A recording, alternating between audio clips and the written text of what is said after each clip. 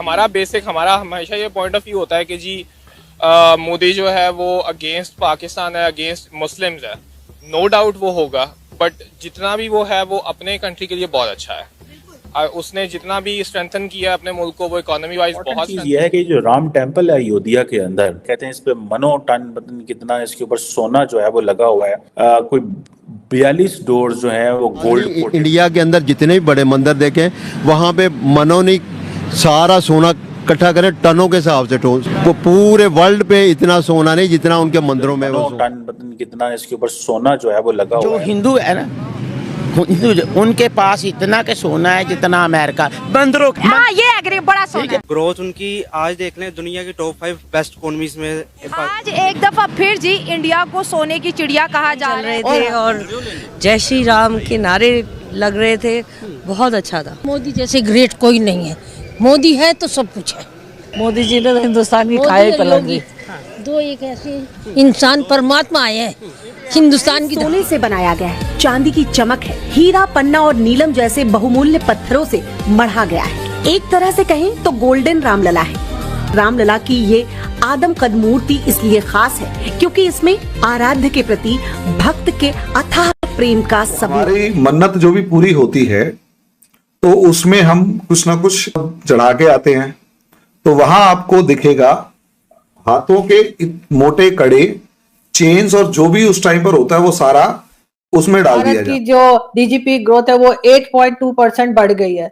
अगर आप लोग सीरियस हों और मजाक ना चल रहा हो और आप लोग अगर अखंड भारत का सोचें, तो अगर ये सब कुछ हो गया और पाकिस्तान और भारत एक हो गए तो ये सारा का सारा माल हमारा होगा।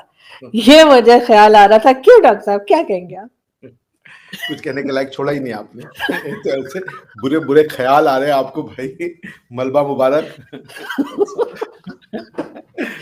देखें, नहीं, अच्छा आइडिया है वैसे। देखिए, आप समझे ना, भारत ज्ञान की धरती है और भारत को सोने की चिड़िया या wealthiest country in the world, आज ये हमको थर्ड वर्ल्ड कंट्री कहते हैं। मेरा ना खून जो है वो खौल करके फिर ठंडा हो जाता है इस बात को सुन करके कि आज कई मैंने स्कॉलर्स को देखा है, वो भी कहते हैं इंडिया एक थर्ड वर्ल्ड कंट्री। इससे बड़ी बेवकूफी कुछ नहीं हो सकती कि आप इंडिया को थर्ड वर्ल्ड कंट्री कहें। जो कंट्री ने दुनिया को ज्ञान दिया, विश्व को ज्ञान दिया, आयुर्वेद हो, गणित हो, अर्थशास्त्र हो, योग हो, मेटलर्जी हो, आर्किटेक्चर हो, उस कंट्री को अगर कोई थर्ड वर्ल्ड कहे तो बड़े दुख की बात है। आपने कहा कि हमारे यहाँ 862 टन सोना है। आपको पता है भारत का हर एक आदमी हीरा और हर एक महिला पन्ना है। भारत का हर एक बच्चा सोना और भारत का हर वो बच्चा जो पैदा होने वाला है वो चांदी है। सो हम लोग खुद एक अपने आप में खजाना है। हमारे खजाने ये कोई मैटर नहीं है, मटेरियल्स और ये रेयर अर्थ और सेमी रेयर अर्थ और सेमी कंडक्टर और ये तो ठीक है, ये चलते रहेंगे। लेकिन जब तक भारत के लोग अपनी जमीन से प्यार करते रहेंगे, वो सोना अपने आप बना लेंगे उसको। वो क्योंकि ये लोग सोना है, यहाँ का ज्ञान सोना है, यहाँ की सोच सोनी है, यहाँ का जो समझिए मिट्टी वो सोना है, मिट्टी का जर्रा जर्रा सोना है। तो सर वो जो असल सोना रखा हुआ है वो हमें दे दीजिए सर, आप लोग बाकी का सोना रख लीजिए। आपको सिर्फ एक चीज देंगे हम लोग, और वो है, क्या कहते हैं उसको, बाबा जी का ठुल्लू।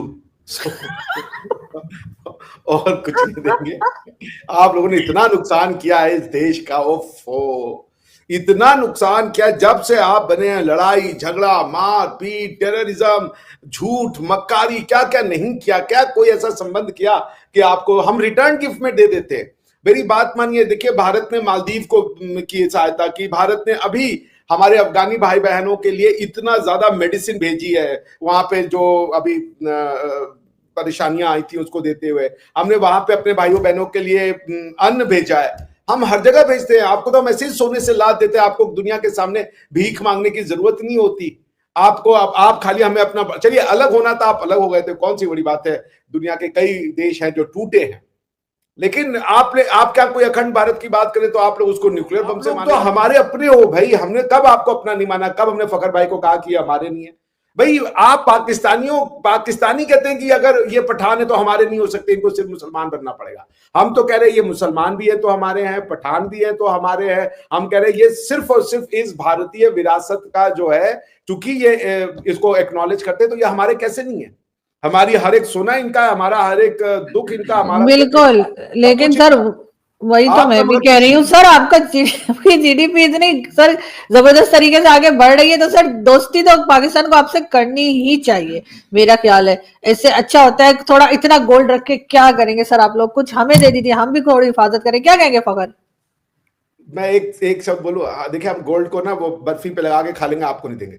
देखिए पॉइंट मेरा सिंपल से कहने का, मेरे कहने का बस इतना मतलब था कि भारत की जीडीपी इसलिए ग्रो कर रही है क्योंकि भारत का बच्चा अपनी मातृभूमि से प्यार करता है।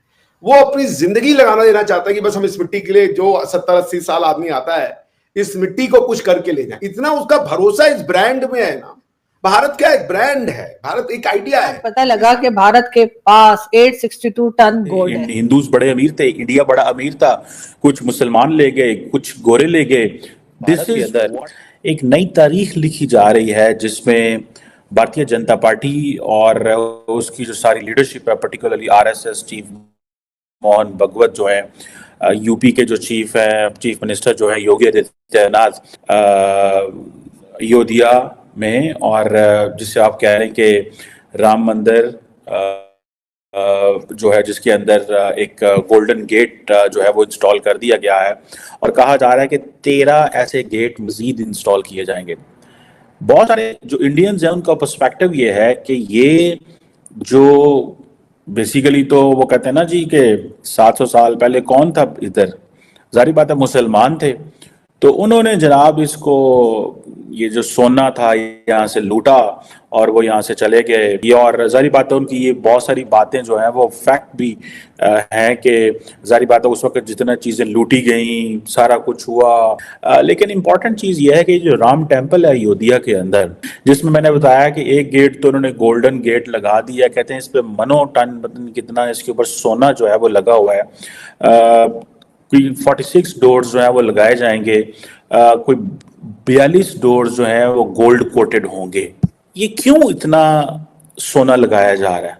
They want to reclaim everything, they want to rewrite every history, they want to rewrite everything, और they want to give a new face to India. ठीक है जी। अब कहा जाता है कि जितने गोल्ड एसेट्स थे लूटे गए तारीख के अंदर, वो सारे के सारे, हम तो बड़े अमीर थे, हिंदूज बड़े अमीर थे, इंडिया बड़ा अमीर था, कुछ मुसलमान ले गए, कुछ गोरे ले गए। This is what is being told, said. Much of that is right, frankly speaking. Many people may not agree, but this is a story. If you just get out of this mindset कि आप हिंदू, मुसलमान, सिख हैं, ईसाई हैं, आप इससे जरा बाहर आ जाएं, you can say कि हाँ। लेकिन एक चीज तो बड़ी क्लियर है, that India is changed.